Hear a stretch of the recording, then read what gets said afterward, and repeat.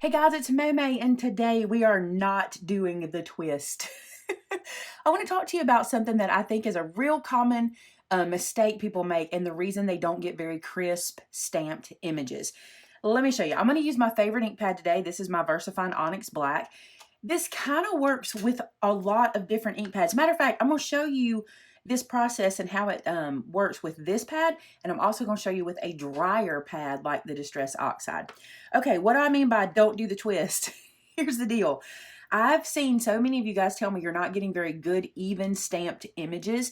And I'm not talking about where we're missing ink on our stamp. I'm talking about when we're over inking. Let me show you something. When you ink up a stamp, or at least this is the way it works for me, you should touch and lift.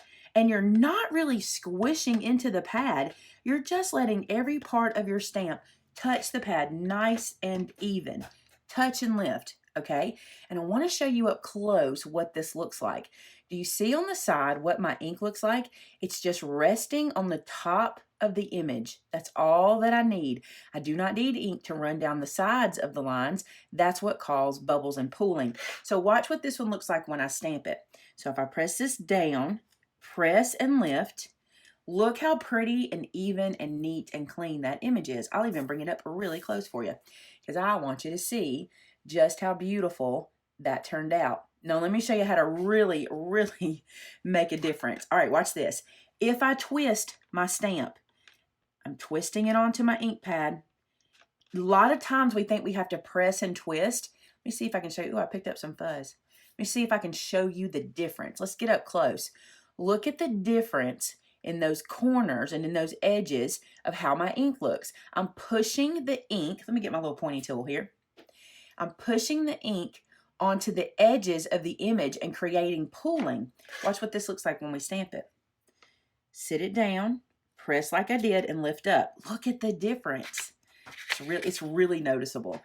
Really, really noticeable. Do you see it? Look at that. That twisting motion gathers up ink. Instead of just applying it to your stamp, this gathers the ink and it makes it do this. Let's look at it with a drier ink pad. So that's it with a nice juicy one, okay? And I'm going to do it with this one, and I'm going to clean this stamp first. Just going to use some squeaky clean. I've already got some on my little cleaner here. Rub this around in here and get that off. There we go. Pretty clean. All right, and then what we're going to do is I'm going to show you. Now, this ink pad is different. This is not a juicy, juicy ink pad. Distress inks are typically not that juicy, although this one is an oxide, which makes it a little more juicy, but it also has an uneven surface area, okay? So for this one, a lot of people struggle. They think the twisting helps because the surface area is uneven. What really helps is this. Press your stamp on it in different areas. You might even turn your pad and do it again so that you get a nice even coverage of ink. I want to show you up close. See how evenly covered that is? Do you see how it looks on the side? Okay, this will get me a nice crisp image. So if I place this down on my paper, press and lift. Oh, it's beautiful. Look, very, very pretty, isn't it? I might have got a little heavy right there. Watch this. What happens if I twist? Even with these drier ink pads, the same motion, but twisting this time. Let's look at it. Do you see where it's pooling in places? See it? It's a lot. There's a lot there on those corners. Right here, it's really bad. Do you see that pooling right there? All right, let's stamp this and see what we get. And you won't always know where the pooling is going to happen, but you can see the difference. The image is not as even all the way around because of the pooling. You see that? Now, again, it's not as bad with your Distress. These are drier. They're not as juicy. But when you're using your juicy pigment ink pads, especially, and it's actually not as bad with Memento because Memento has a different kind of texture on the top. Let's do it. Watch, this will be really bad when I show you, but it's typically not that bad with my Memento. Let me clean this off. Okay, so I'm going to press like I would normally do. Just pressing, no twisting. And then I'm going to stamp. And then lift. Beautiful, crisp, clean image.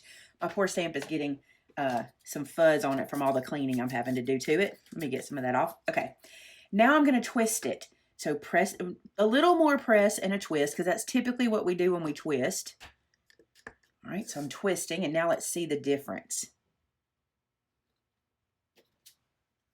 Not too bad with my Memento. Do you see this one?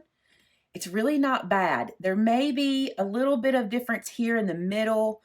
Maybe I have a little fuzz on the stamp right there.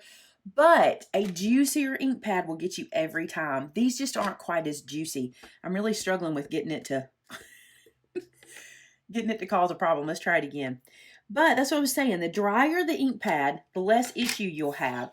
So if you've been twisting for a long time and you're not having that issue, it may be the ink you're using. There's a little bit right there. You can see it right there a little bit. So think about that. If you're using those juicier ink pads, do not do the twist. If you're using these drier ones, it's not so bad. So there's my tip today. We ain't gonna twist. We're just going press, press, press, and put it on, okay? All right, guys, I hope that helped you if you were having that issue. And until our next top tip, have a great one. Bye-bye.